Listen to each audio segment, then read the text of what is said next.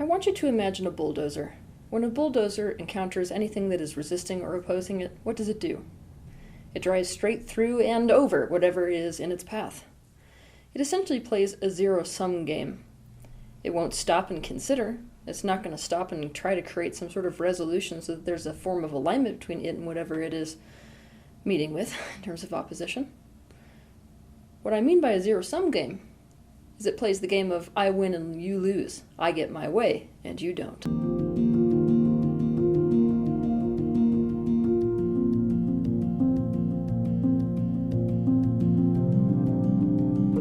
How many people in your life do you know that act this way in relationships? Anytime they meet with opposition, they just bulldoze straight through that opposition without any consideration of the other part that is providing that resistance or opposition. It's the parent who does not care if their child's miserable in school and says, "You're going to go no matter what and don't you complain about it." It's the boyfriend who doesn't listen to his girlfriend saying she's scared and doesn't want to, and instead just grabs her hand to force her to cliff jump with him. It's the spiritual master who says, "Everything comes from your connection to God. You should not need anything or anyone, and if you do, it's because you're caught in illusion." What all these circumstances have in common is no accommodation. To accommodate is to provide space for something in your consideration so as to include its desires or needs.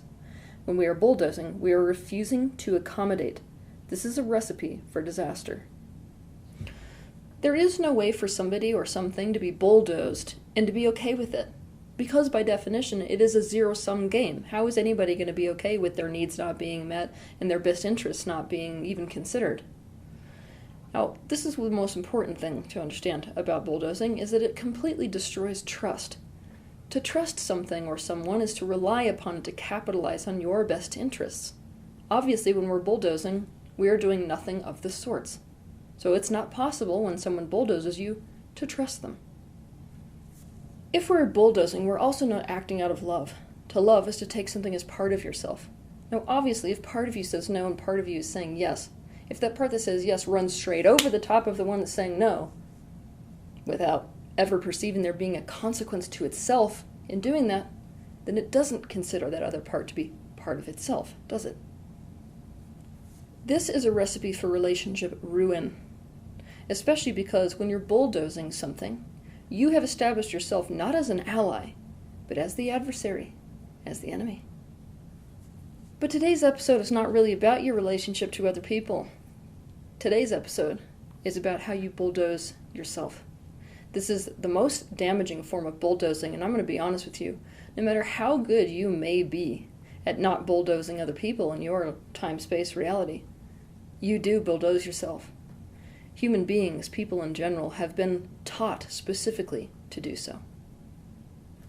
Now, the worst part about this whole dynamic is we don't even realize when we're bulldozing ourselves, and we especially don't see the damage that it does. The concept of bulldozing does not make any sense when you relate to yourself as a singularity. If I am a singularity called Teal, and I only have one being, one body, one mind, one emotional state, how can I bulldoze myself, right? The concept of bulldozing oneself only makes sense when you view yourself as you really are, which instead of united, are fragmented. Consciousness itself functions like water. If you're looking at a river from above, you can see that a large river often branches off into smaller rivers. Due to trauma, which occurs in all people's lives with no exception, the question is simply to what degree, our consciousness splits like a river does. It splits so that instead of whole, we are fragmented. It is easier to comprehend of this process of splitting, which is fragmentation, by understanding that anytime we encounter trauma, our ego splits in two. But it can do this over and over and over and over and over and over again. This means that even though we have one body, within this one body we have multiple selves. The best way to picture this, I think, is to imagine that inside of your one body you have an entire collection of Siamese twins. Now, the reason that I'm calling them Siamese twins, which now is known as conjoined twins, is because even though they have different personality constructs, different perspectives, they all share one body. And here's the really important thing to understand. Some of these Siamese twins we have inside of us, we identify with, we accept, we really own. We project them forth to the world. Others, we do the opposite with. We reject them, we deny them, we suppress them, we disown them. We're oblivious they even exist. We have good reasons for having approved of parts of ourselves and having rejected other parts of ourselves, but no matter how we spin it, it means that we are polarized. You have experienced this polarization at any time you come to a place where you have to make a decision and part of you says yes, while another part of you says no. What do most people do when we are faced with this type of a situation? We play a zero-sum game. We make a decision so that the part of us that says yes wins and the part of us that says no loses. So that you can understand what bulldozing looks like relative to these internal Siamese twins, I want you to imagine one part of you sitting in a bulldozer, and the other part is playing the part of the protester who's standing in front of the bulldozer saying, "No!" When this is occurring, there is no attempt at resolution between these parties so that alignment can be established, so that we can make a choice that is in the best interest of both. The one driving the bulldozer just drives straight through and straight over the other one that's in the position of the protester. This creates an internal atmosphere of distrust. This creates an internal atmosphere of antagonism. You can't feel safe in your own skin. To understand more about this process of fragmentation, and to understand how this whole splitting process really works, watch my video titled Fragmentation, the Worldwide Disease. For the sake of your understanding, I'm going to give you just a minimal amount of more examples of situations we may find ourselves in when we're bulldozing the hell out of ourselves. Part of us doesn't want to get married, but we go ahead with it anyway. You're terrified, but you say, "I'm fine," because you've been taught that fear shouldn't exist. The circumstances have changed, but you made those plans months ago, so you don't change your plans and forge ahead anyway. You're in a group and everyone wants to do one thing that you don't want to do, but you force yourself to participate anyway. Your body says you've reached your limit, but you don't accept you have limits, so you push forward anyway. You really want to get a job to do what you love, but you don't want to let your family down, so you do what they want you to do instead. You are tired and drained, but you get up and force yourself to do what has to be done day after day, no matter how you feel. You're in pain because you lost someone, but you deny it. You just have to focus on the good times. We feel bad about ourselves, but we sit down and repeat, "I love and accept myself. I love and accept myself," 50 times in a row. You're a spiritual person and you're angry, but spiritual people aren't supposed to be angry, so you suppress it and do a bunch of yoga. We feel a certain way, but we resist and deny the way we feel because we've already decided we shouldn't feel that way. You get the point. We can bulldoze ourselves in all kinds of ways, emotionally, mentally, and physically. And I'll be honest with you. We can use all kinds of tools, justifications, beliefs, and techniques to enable that process of bulldozing. Whenever we encounter that internal tension, and believe me, we must become attuned to it. Because of the way that you have lived your life and because of the way we're socialized into society, we are taught to ignore that internal resistance. So most of us don't even realize when it's going on. So first, we have to attune to the fact that that tug-of-war game is going on inside of us.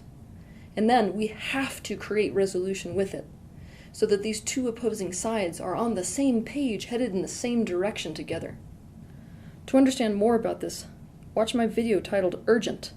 Deal with your resistance before you do anything else. If we do not deal with this resistance, instead of bulldoze straight through it, we will suffer because of it. We will suffer because when we're not doing this, we are not doing something with ourselves, we're doing something in spite of ourselves. We will suffer because doing this destroys self-trust and with it the sense of internal safety and security. So you can understand this a little bit farther and deeply, trust is about I can rely upon something to capitalize on my best interests. So if we look at self-distrust, the root of self-distrust is having these parts inside that are playing a zero-sum game against each other. If one part within you is not taking the other as part of itself, is not capitalizing on its best interests, then of course this one has the right and the reason to distrust this one. But here's the thing. They're both inside your body. Therefore, the way this one feels, the one that's just been told, well, you're not worthy of consideration. Nope, you're going to lose and I'm going to win. Nope, you're powerless to me doing whatever I want despite what's in your best interests. You're going to feel that in your body. And first and foremost, we will suffer in our life if we bulldoze because both parts of us have a very valuable and important message to share about our personal truth, the full picture of our personal truth. And without that full picture, without really getting to understand the perspectives, and deeply, of both of these opposed parts, we cannot arrive at what is actually true and actually right for us. The time has come to commit to the practice of integration instead of bulldozing. Now, I call it a practice because here's the thing. You have been in the practice of bulldozing yourself. If you expect yourself to never bulldoze yourself again, you will fail. Therefore, it is cruelty. What you can do is continue to practice integration over and over, practice alignment over and over until it becomes a mastered skill. And the better you get at doing this with yourself, the better you will get at finding this alignment and integration with other people. This spells all kinds of positive relationships in your life. You know how painful it is to be bulldozed. You know how painful it is to not be considered at all because someone has made up their mind. You know how painful it is to not be accommodated at all and to suffer for it. Why would you be okay with any aspect of yourself feeling this way? Aim to get your internal Siamese twins on the same page. For more information about this and how to do this, watch 2 of my videos titled Get on the Same Page, Relationship Advice, and Attunement, the Key to a Good Relationship. And when you are watching these videos, apply everything I say in these videos to your internal parts, not just to someone external that you are in a relationship with. If we want to have good feeling relationships that are built on love, trust, and awareness, then we have to get ourselves into relationships with people who don't bulldoze us. And we have got to be in relationships where we don't bulldoze other people. And we especially don't bulldoze ourselves. Have a good week.